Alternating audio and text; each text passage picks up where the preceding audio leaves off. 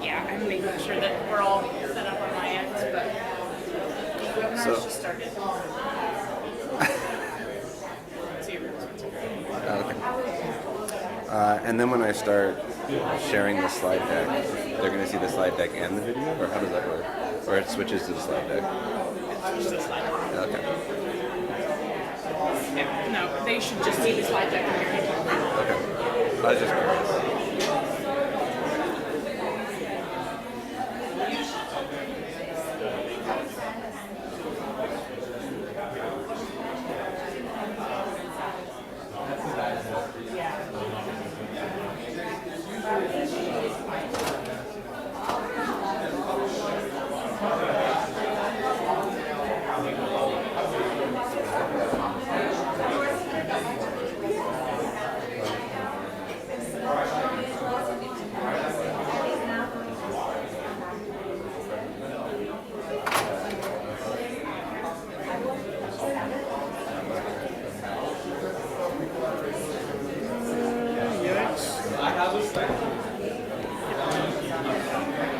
Screen 2, we don't want to share sound. And is this the first presentation, do you know? Or is this the presentation? I assume so. First presentation. Hey, is this your presentation? Yes, it is. Awesome. And make sure your clicker works. Yep, there we go. If you look across the top of the screen, you see Q&A. Yeah. You're just going to click that button, and a window pops up. They can't see it up there. You can see it down here. And when the panel starts, we would want one of the panelists to show us. That's going to be like an hour in. Okay, cool. I believe what happens is at that point we just stop sharing the screen. Do you need a PowerPoint as well up there? Okay, so yes, I can do that. I'll come up here and make sure that happens.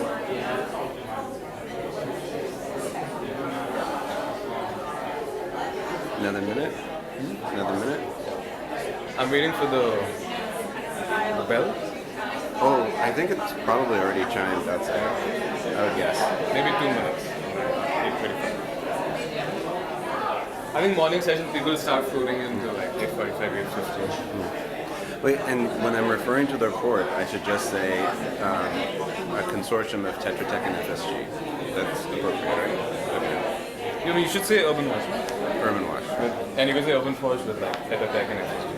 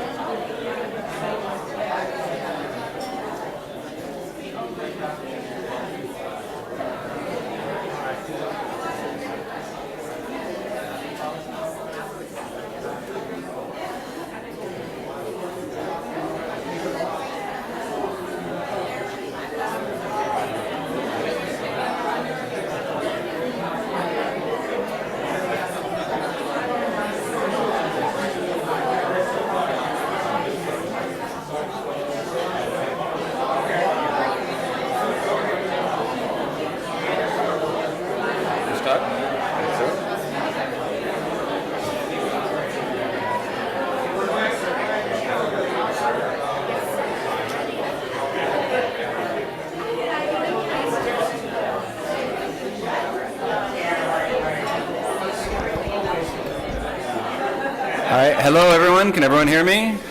I think maybe we should start. All right. So, I'll let a few people come in. My name is Zachary Burt. Thank you all for coming to this side session. We're all very excited to have you.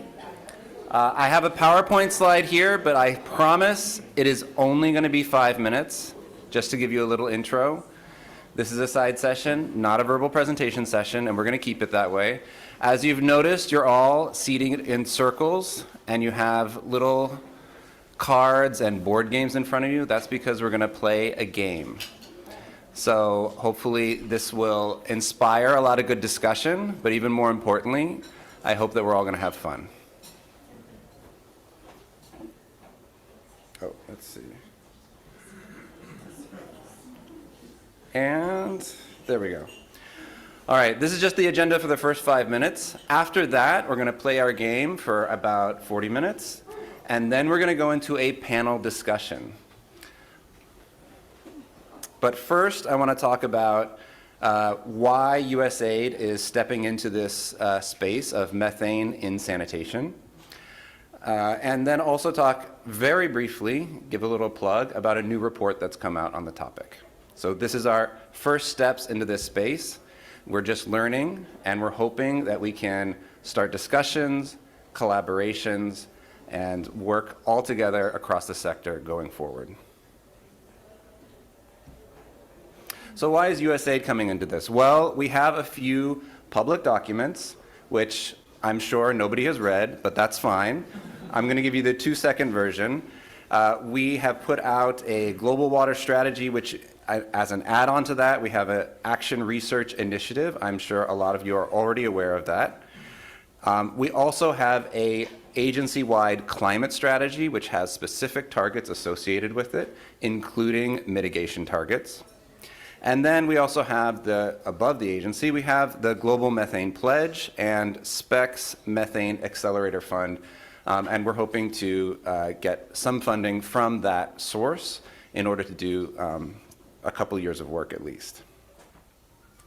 So the confluence of all of these different government efforts is leading towards this particular effort in methane and sanitation. Very briefly about the Action Research Initiative. Again, I'm sure you're I hope you're all familiar with at least some of these activities that we have: Real Water, Urban Wash, Wash Pals. These are all names that I think are well known at this conference. And this is all part of the Urban Wash mechanism. And just very briefly about the Global Methane Pledge, for those of you that aren't already aware, it was launched in 2021. Participants continue to work together in order to collectively reduce methane emissions across all sectors, including sanitation. To date, 122 countries have joined. And this is really small text, but the thing that you should know is that in the climate strategy, we have mitigation of methane emissions, which this would be contributing to, hopefully, eventually. But also, there is some talk about the possibility of climate finance at some point. I think there's some efforts in the sector to try and tap that. So that is also in line with our targets for financing, trying to raise financing.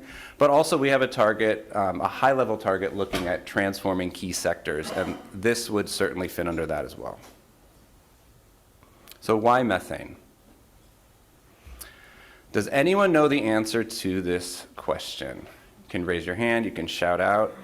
In the first 20 years after being emitted, methane's warming power is how many times stronger than carbon dioxide? 20 times, 40 times, 80 times, or 120 times? I know some people in the room already know this because I see them smiling. Any guesses? Don't be afraid. There's going to be a lot of talking and interaction during the game, so we need to get... And you are correct.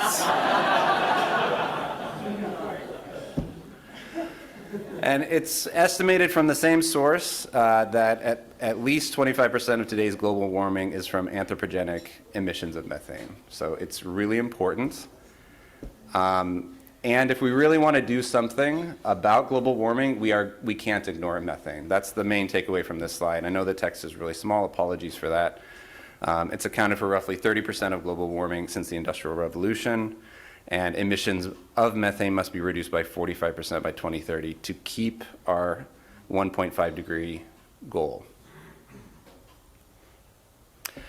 But methane is actually also really important in the sanitation sector, and that's why we're here. And this is from the report that I mentioned earlier, which is hot off the electronic presses, so please go and check that out. I'll have a QR code at the end of this very short presentation. This is part of the modeling work that was done there, and through that modeling, it was estimated that basically going from 2020 to 2030 in sub-Saharan Africa, not only is methane emissions from sanitation important, but it is going to be growing quite a bit as a percentage of global emissions. Oh, and that growth in methane emission from the sanitation sector, most of it is going to be coming from the countries that we work in.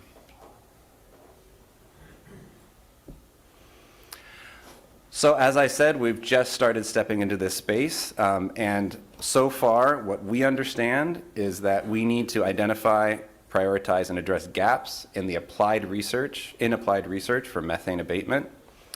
And we also want to facilitate the consideration, long term, we want to facilitate the consideration of methane abatement during planning processes. We know that whenever you're planning a new project in the sanitation sector, there are lots of things to consider. Methane is probably does not belong at the top of that list, but we're hoping to add methane to that list. And we know that that's a challenge, but we think it's important in order to reach our climate goals. This particular activity, as I mentioned, is part of the Action Research Initiative, and under that is part of the Urban Wash mechanism. It's projected to be going on for 2 years, and I've already mentioned the funding source. Current objectives include estimates of emissions for different approaches to fecal sludge containment, collection, and transport. Then we're hoping, if we can, to use those estimates in order to put together a tool. I think that we're probably going to be tapping a lot of people in this room in order to try and perfect that tool. And then we're going to apply the methane tool at least in-house in order to make sure that we got it right and to start estimating our impact. And then eventually, if we do all of that, we're hoping to start to estimate the marginal cost of methane abating sanitation approaches. And as I mentioned, the QR code is on the last slide, so I'm going to wrap it up here. I hope everyone goes to check out the report. It's a pretty interesting document, and I think it has a lot of things that you all might be interested in. So, thank you.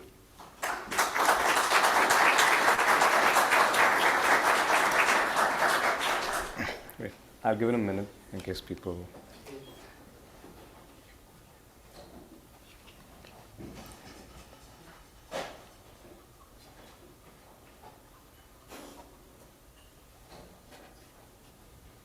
Okay.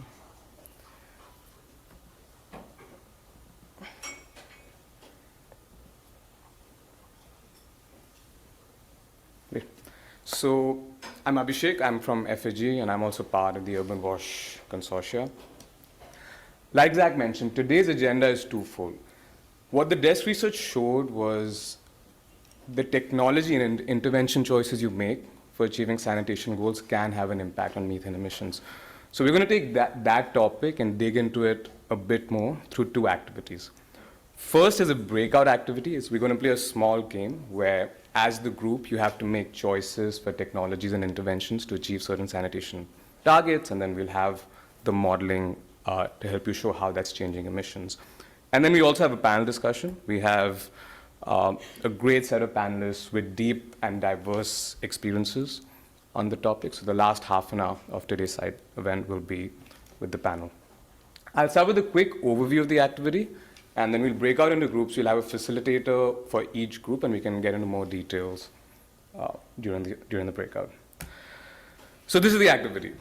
You are the urban sanitation planner for the town of Albania. Albania is a growing town in a low and middle income country. And this is what the sanitation situation looks like. There is no sewage sanitation, so most of the population is using non-sewage sanitation. There's 40% of the population with improved sanitation through individual septic tanks, but most of that is coming from the higher income households. In the peri-urban areas, there's rapid urbanization, so there's still a reasonably high prevalence of open defecation, a lot of it coming from the lower income households. And there's also high usage of public toilets. So in the dense parts of the city with limited space, there's a high prevalence of public toilets. Only 20% of the waste is emptied, and because there's no treatment, it's discharged in the open. Your objective is to improve the sanitation situation in the city. The city government is interested also in introducing container-based sanitation, which is an intervention. There's going to be more details during the breakout, and a treatment plant. As an urban sanitation planner, you have to achieve the following objectives. For containment, you have to improve sanitation coverage, which is either septic tanks or container-based sanitation, from 40 to 70%, while eliminating at least 10% of open defecation. And you have to set up an emptying service and treatment facility. All of this you have to do within a budget.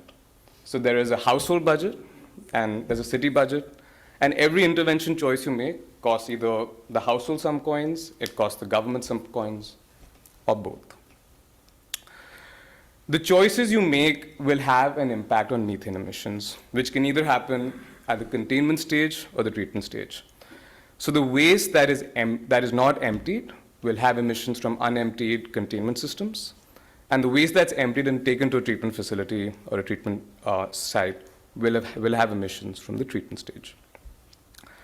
At this point, I'll break out into the groups. I'll just add a couple of things for you to keep in mind. The game is based on what we currently know are the best estimates and data for emission factors. Like Zach mentioned, there's a lot of research still required to develop more precise estimates, but we do believe the game is going to give a general directional view of what's really going to drive methane emissions and sanitation systems going forward. I'll keep this as what I'm calling the context card. This is the baseline of the city. In the game, you'll have the scenario card, which is going to allow you to set up the end line of the situation. So I'll pause now. We can break out into groups, and we'll spend about 10 minutes discussing the game, have any questions, and then we'll spend about 30 minutes playing the game, and then we can come back as a panel. Okay? So I'll ask the facilitators to go into the groups.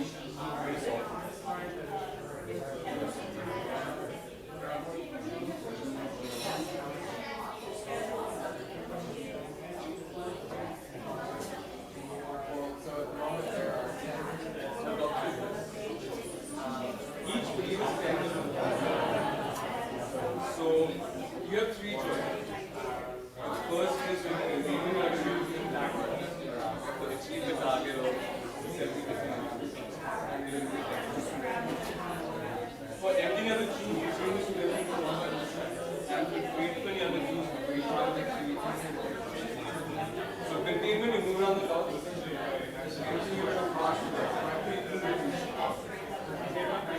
has to be within the budget. Yeah,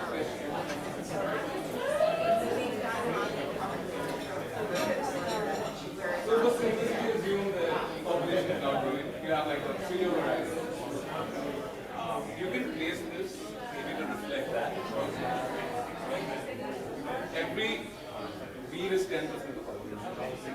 So for example, if it's 30% right now, then it's 20 in place. This is all.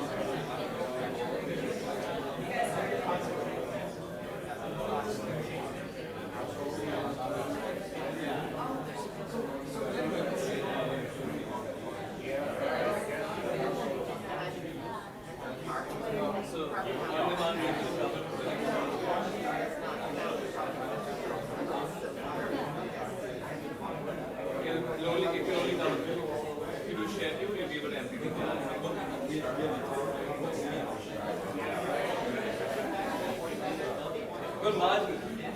You're getting almost 3x more.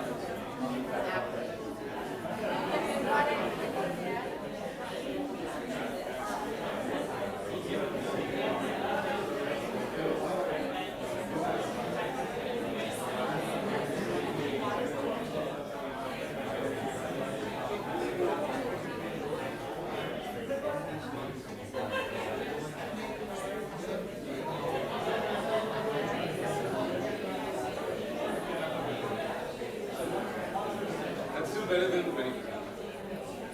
20% was happening.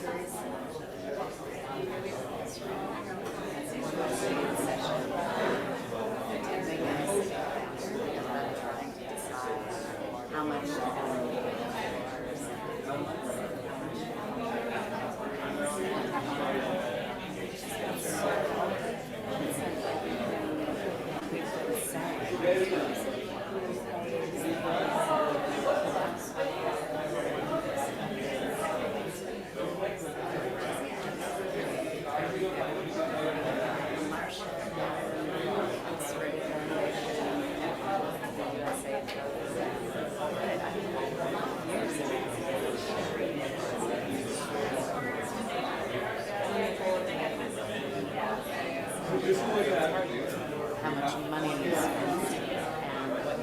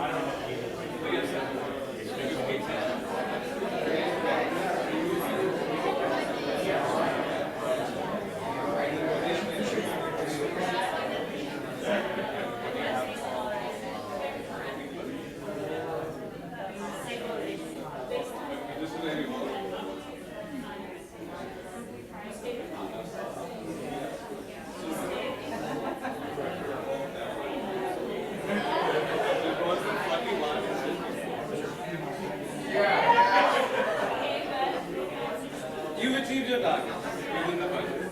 Now maybe one will look at this and see if you have achieved it. This will tell you what's wrong. So why do you think that we put it?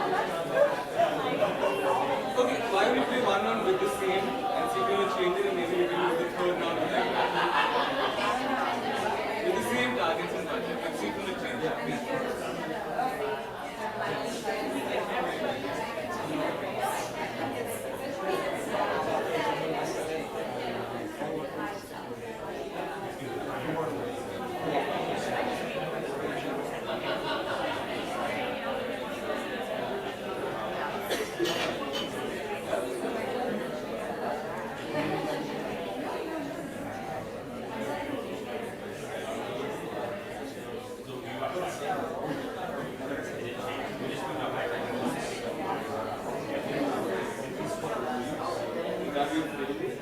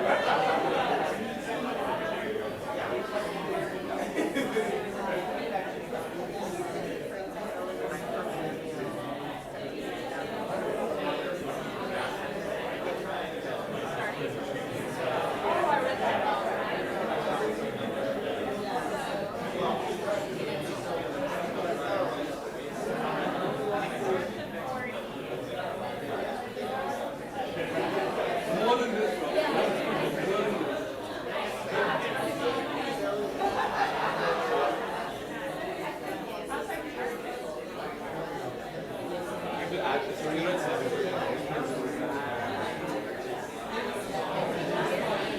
The rich don't want to.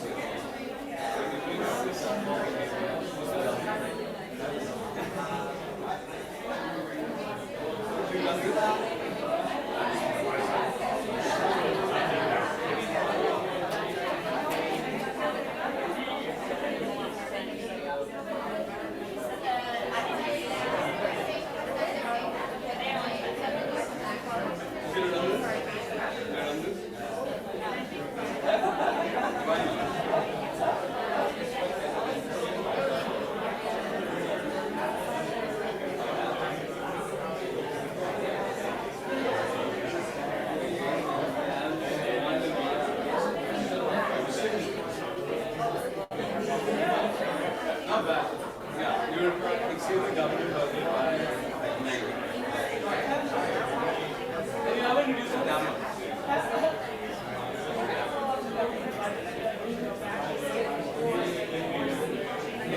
More people go to, yeah, exactly. Should we grind that away?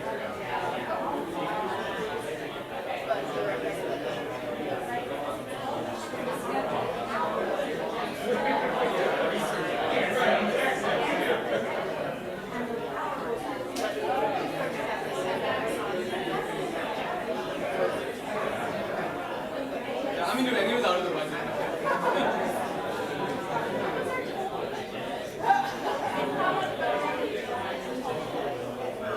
It's 340 right now. So new face.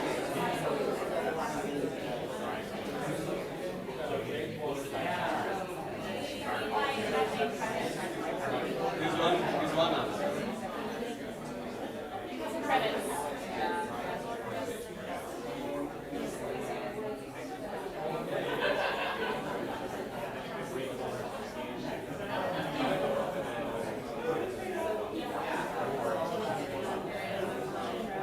So what would have to change for you?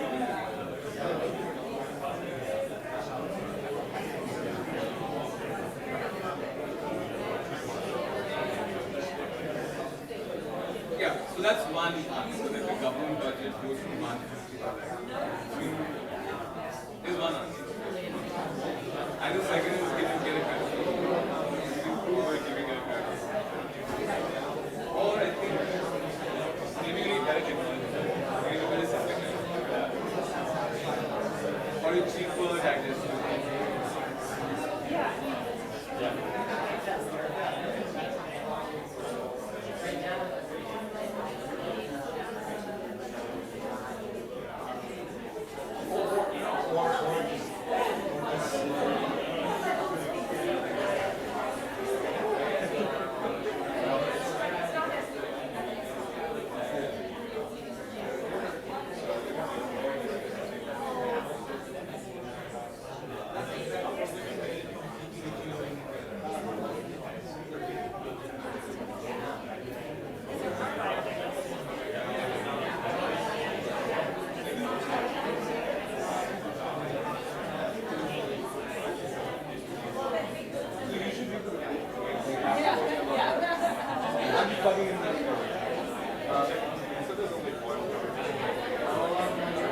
But like somewhat like 10, 20.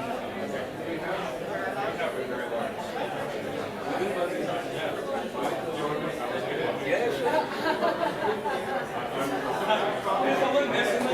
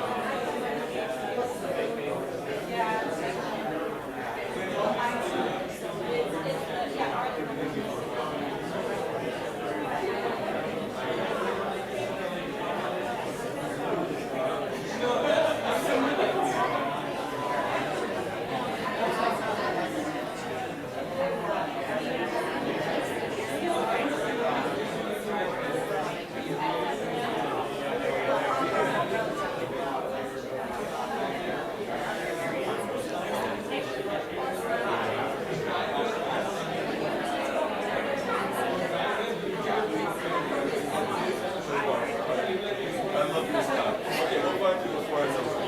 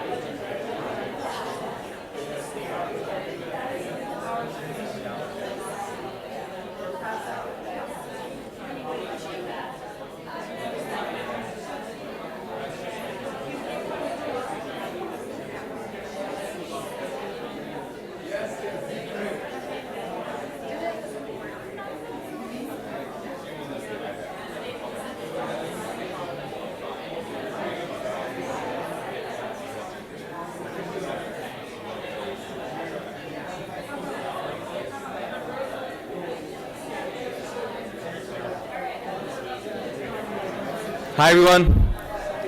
We'll pause the game now. And can I ask the panelists to come up? Barbara, Jigisha, Sasha. And can we stop screen share? And I'll just... Dorothy, are you there? Yeah, give me a second. Can you Can you hear me?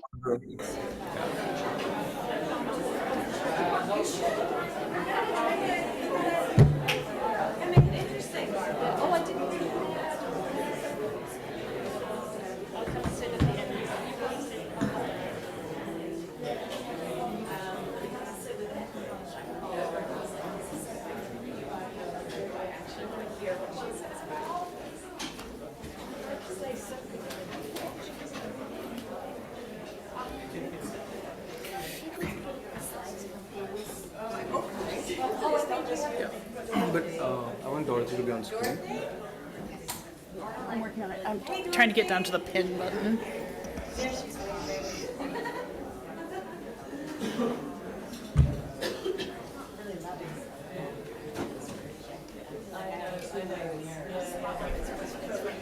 So our mouse is over on this part of the screen right now. And can you just show where the panel questions will come? If there is. Show it.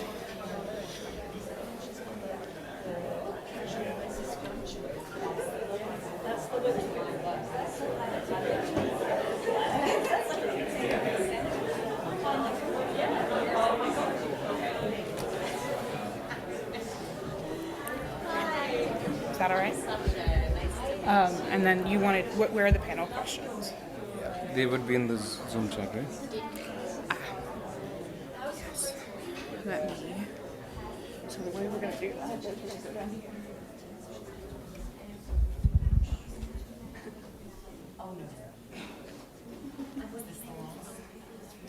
Okay. Should we get started during the technical difficulties? Okay. All right. We're going to get started with the panel, despite figuring out our technology here.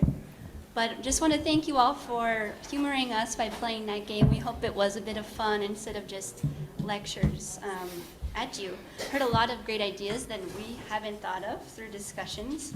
So keep thinking about those ideas. There's going to be a audience Q&A here at the end, and excited to hear what your questions are coming out of the game. But we have the pleasure of having a panel of esteemed colleagues here from Soil. Sasha Kramer's here. We have, oh gosh, Jigasha, please correct me. Jigasha. Jaisal from CEPT University, who we've seen many times in this conference, and Barbara Evans, again, from Also SCARE. many times. I had it easy. We have the pleasure. And Dorothy Virtue. And, oh yes, and Dorothy Spoller from Eawag. Eawag. Okay, online, perfect. All right, so we're going to start.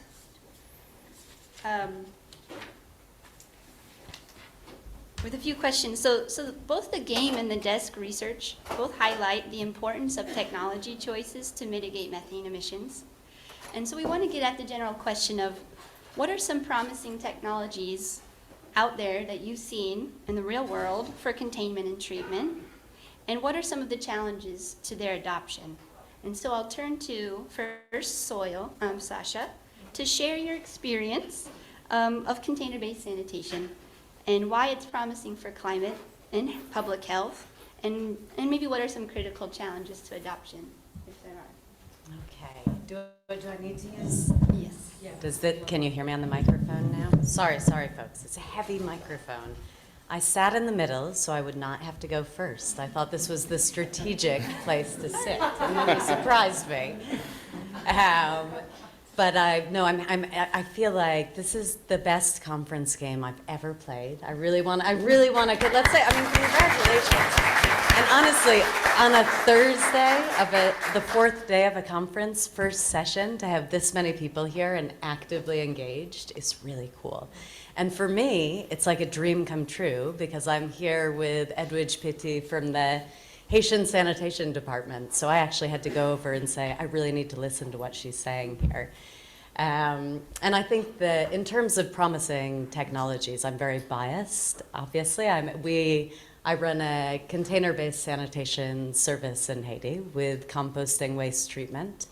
And my background is in ecology, in biogeochemistry. So we really designed this service very much with climate in mind and nutrient cycles in mind. And so we were very thoughtful about how can we design a service that is going to be climate positive. So I'm not going to speak to other technologies. I'll let the others do that.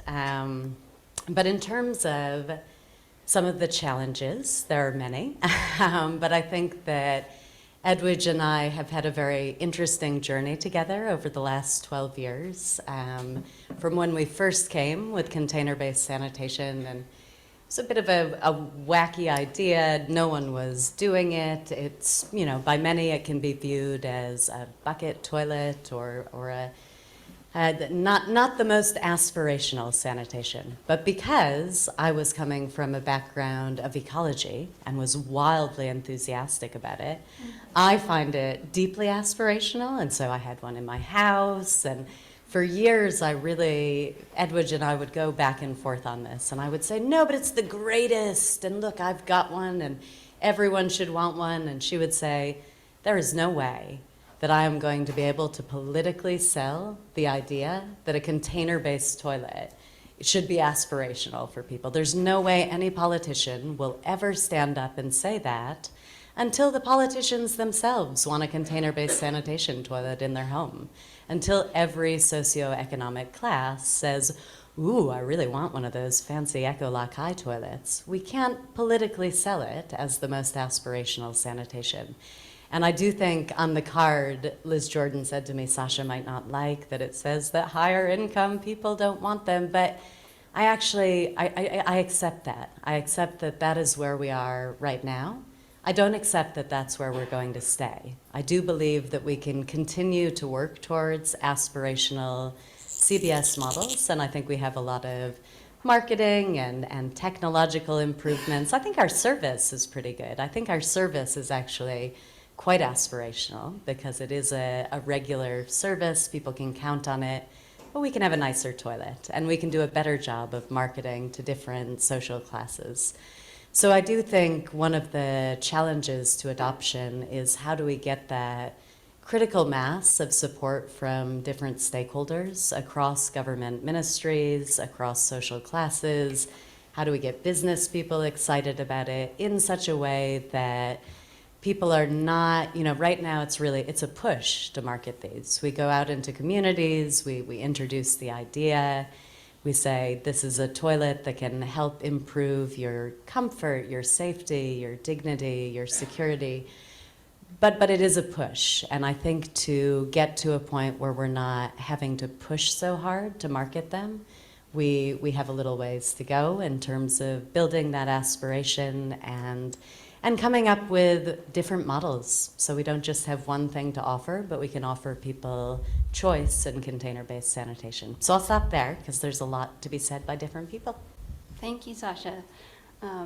Yes, and so now I'll turn to Dorothy from Eawag to ask, can you share about some other novel technologies that have potential as well? Thank you. Can you hear me? Can you hear me well? Yes. Oh, perfect. Sorry that I couldn't join for the game, but I could just say the report that was presented very in the beginning, I had the chance to contribute a little bit, and the findings, they are very similar to also what some colleagues of mine at Eawag found, mainly the group of Linda Strande. So in essence, that wet systems just have a higher metabolism.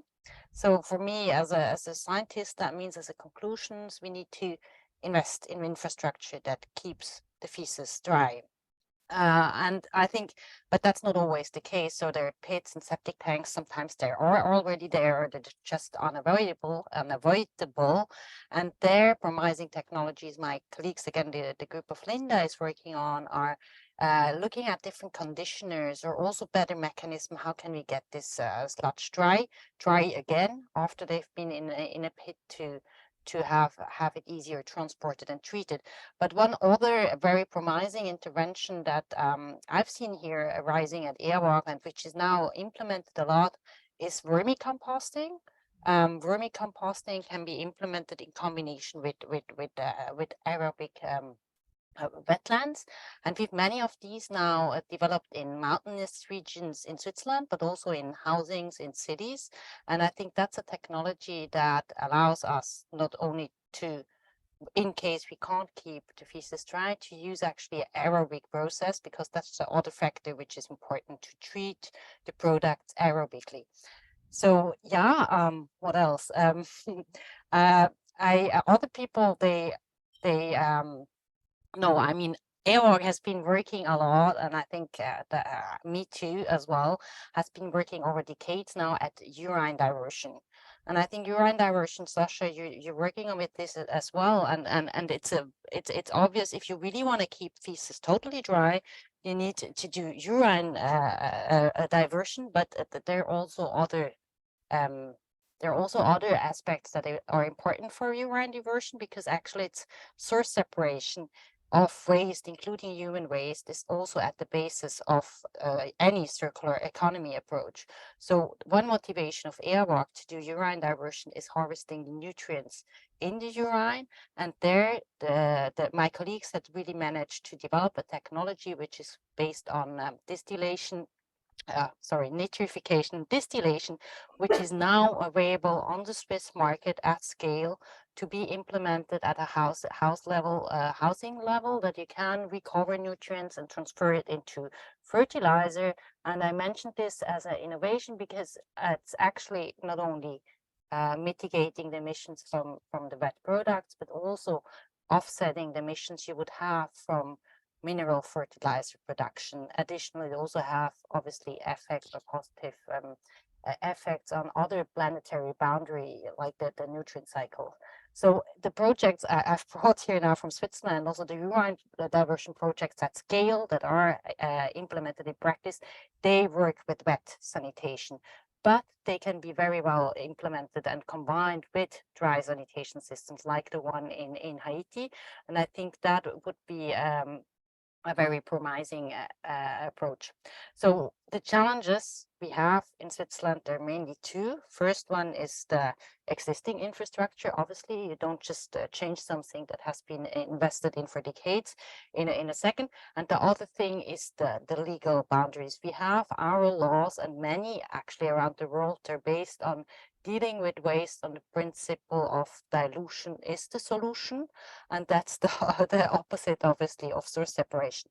But I think in sub-Saharan Africa, the barriers could be the same in different areas, but I think I would rather say it's a challenge, because many infrastructure, yet has to be built, and I think that was the game you played with.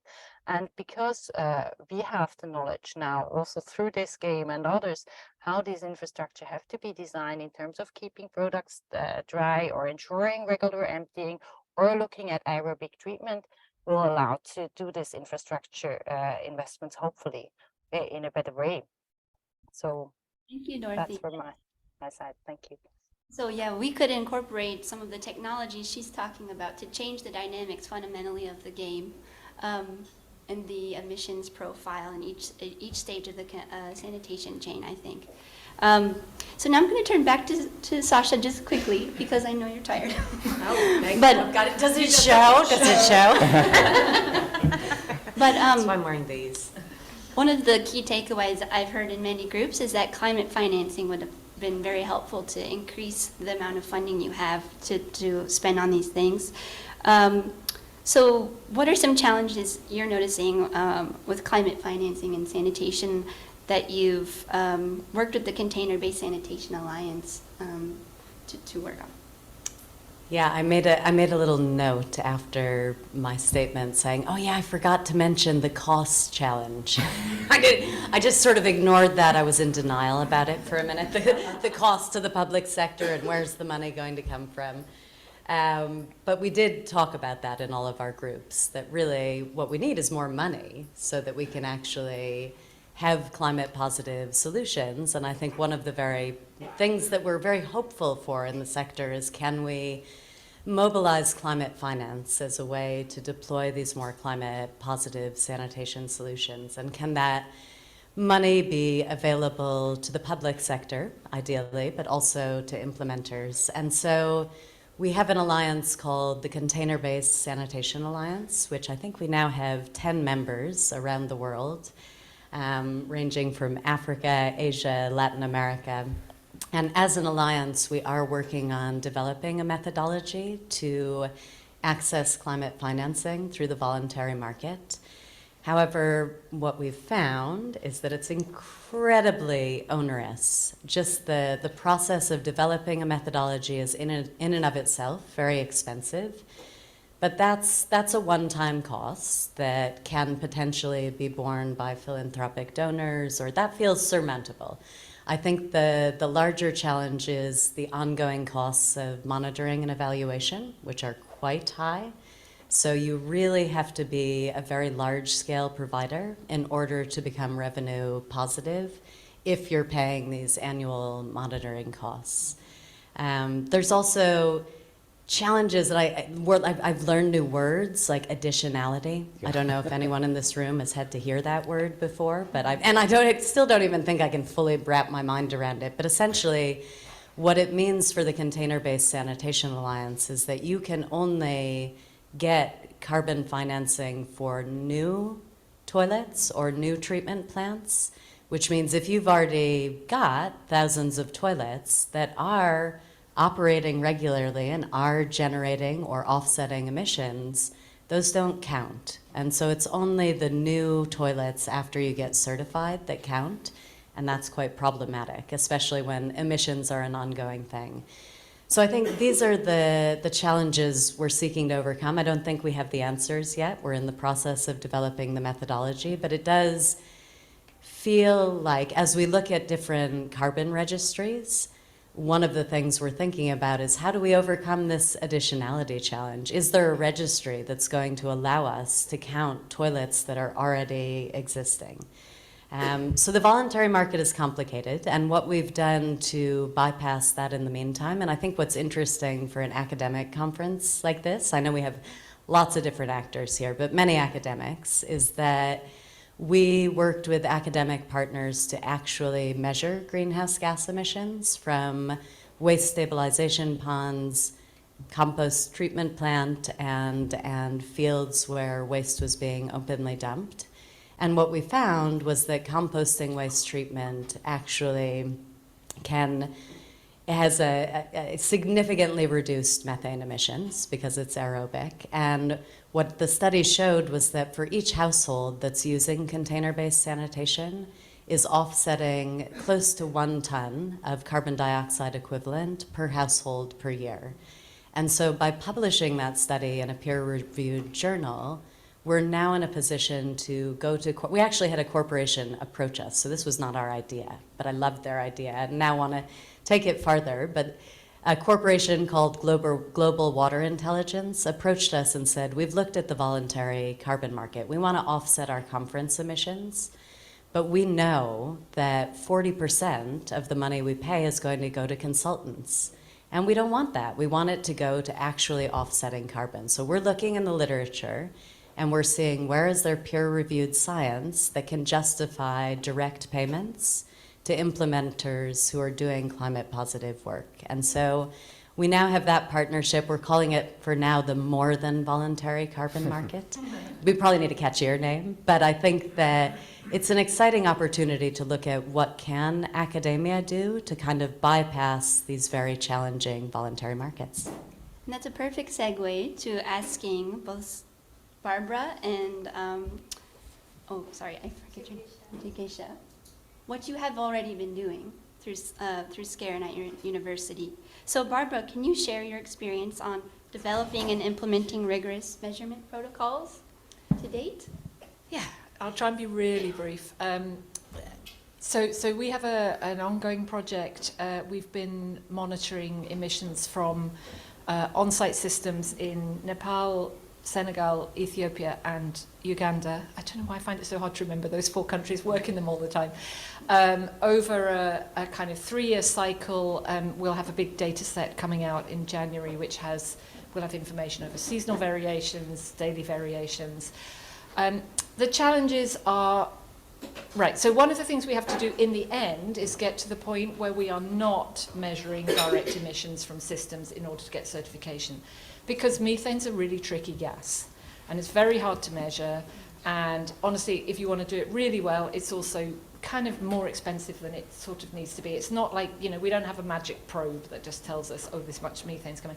It's also complicated because in a single toilet, the methane profile, emissions profile is very patchy. It goes up and down. It depends kind of where you put the probe almost, which bit of poop in the pan is kind of emitting at that particular moment. Also want to just say that in addition to this is when we move to aerobic systems, I think this is the truth, that aerobic systems are better than anaerobic systems. We will then have to start measuring nitrous oxide, which is a much more potent greenhouse gas than methane and even harder to measure. It's insignificant in the sanitation systems at the moment, so it's not our problem, but one fine day it will be. So we kind of need to think that. The other thing that's so just to say on SCARE, there's some standard methods papers coming out any minute. I was hoping they'd be out so I could say, and here's the standard methods paper, but it's not out this week, should be out next week. So you can all see how it can be done, and pretty simple equipment that you can manufacture on site to measure emissions. Please train your people properly, because we've had people measuring emissions from ventilated pits and not measuring at the vent and all sorts of complicated things. But I do want to say another thing, which is that a lot of reducing... So one of the things about the CBS people is that it's not only... Sorry, CBS people, that sounds rude. About you guys. About my CBS heroes, is that it's not just about the tech. It's also... The other reason why CBSA has good emissions footprint is because these are really well-managed systems. So with all the systems that we currently have, we could make enormous improvements in reducing methane, but it's all about regular emptying, making sure things are maintained, making sure that you get stuff to your treatment plant, making sure that it's not dumped in the waste. One thing I thought was, games are games, and it's a great game, but dumping stuff in drainage is not carbon neutral, let me tell you now. It's a bad thing to do for carbon. But, tracking that's really hard. So I just want to say that one of the other challenges is to make sure when we go to measurement that we don't inadvertently just measure the things that are easy to measure, and then it's almost like there's an incentive to let a whole load of stuff leak away from the system, because then you wouldn't measure it. And that's why CBS is really important, because a CBS operator can tell you exactly where every gram of shit is going. And that's kind of what we need to achieve. That's a really important part of it. So I don't know if I answered your question. Yes, you did. And extra, as usual. So now, Jigisha, what is CEPT doing in this field of measurement? So I think, as Barbara mentioned, can I? Yeah. Oh, well done. Easy. So as Barbara mentioned, it's very tricky to measure methane emissions, and we've been struggling a lot, I would say, to identify the laboratories who would help us out to measure these emissions. The laboratories are ready to measure industrial emissions. If we go to them and say industrial, they are like, okay, yes, we are ready. But when it comes to the on-site sanitation systems, they are quite reluctant and hesitant because A, they are not aware. B, they say that, okay, it's a very small project for them. They are not interested. So what we've done is we're trying to measure GHG emissions, particularly methane, from 3 cities in India. Where one city is completely on-site dependent city. The second city is a partial mix of sewer as well as on-site, and the third city is completely sewer sanitation system. So even though IPCC says that sewer systems have 0 emissions, we would still like to do Okay. very less. Yeah. What I meant was very less in compared to the on-site sanitation systems. We still want to see the actual on-field assessment across this 3 variety of the sanitation systems which we generally observe in India and across global cities. So we have started to identify, we have identified various locations at which we want to measure the emissions. And then further, we did a first experiment, I would say, on field to try to measure these emissions. But as Barbara said, it's quite difficult because there are different kind of containment systems. A septic tank, but the septic tank is not well covered. Another septic tank which has a vent, but the vent is broken.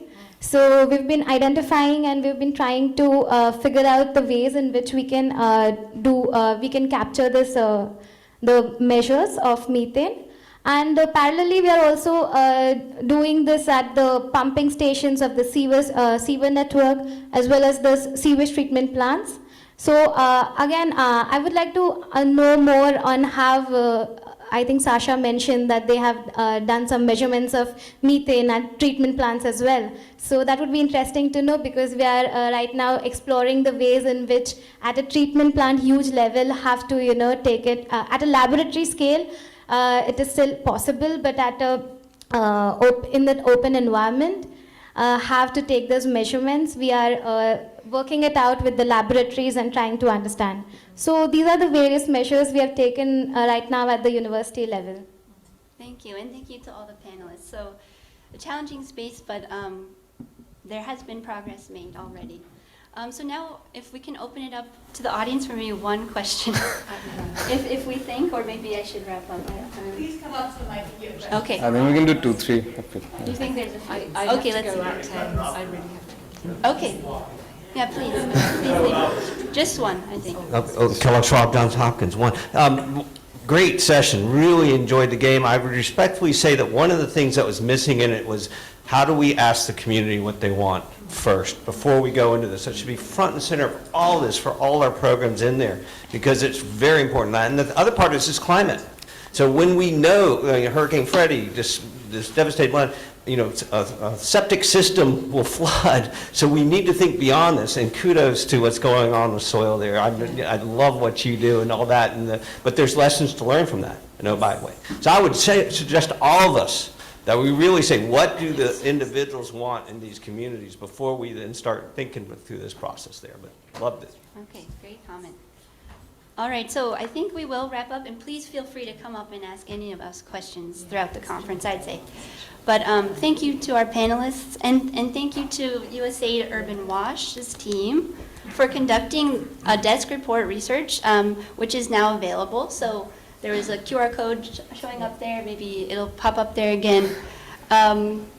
It's really given us a baseline understanding at USAID of potential approaches to implement and to continue exploring in the future. So just wanted to summarize with a few key takeaways. I think lots of them have already come up.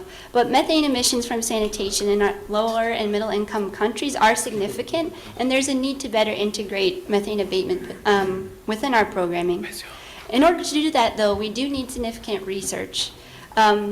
So far, in our desk report, we've identified a number of approaches that have immediate potential to be implemented in certain contexts. So these are things like dry containment, including container-based sanitation, solid-liquid separation, clarifiers, etc. The report details that.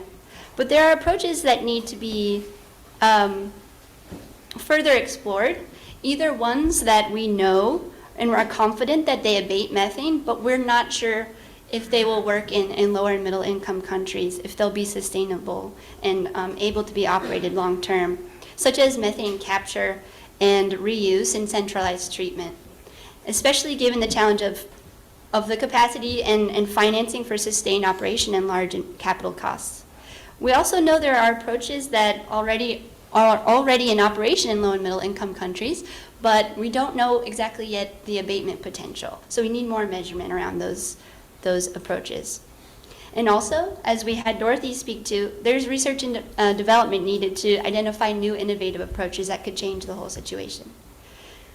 Additionally, many of our panelists touched upon factors of the enabling environment that are important for scaling up any of these approaches, and some of those things are kind of the aspirational landscape. What is determined to be aspirational? What does a climate finance market look like? What does the current infrastructure look like, and are we locked into that to some extent? what does a legal environment look like? So we also need research and development on those fronts. At USAID, as Zach mentioned in the beginning, we're pushing forward in a particular way, which is around developing fit-for-purpose measurement methods and reporting tools to know how much methane is abated through our approaches and future approaches. We're envisioning that this will provide some of the information needed to eventually be able to do cost-effectiveness studies so that it's easier to actually include methane abatement within the existing kind of factors that you consider for designing sanitation programming. And also what might be necessary for unlocking climate finance, which, as we've been talking in this conference, could be potentially transformational for closing the financing gap in sanitation. So I'll end there. But again, please feel free to come up to us later. And if you're interested in the USAID Global Water Strategy or our tech briefs, we have some flyers that you can pick up with QR codes to that. This work is embedded within there somewhere. So thank you. I'll end there.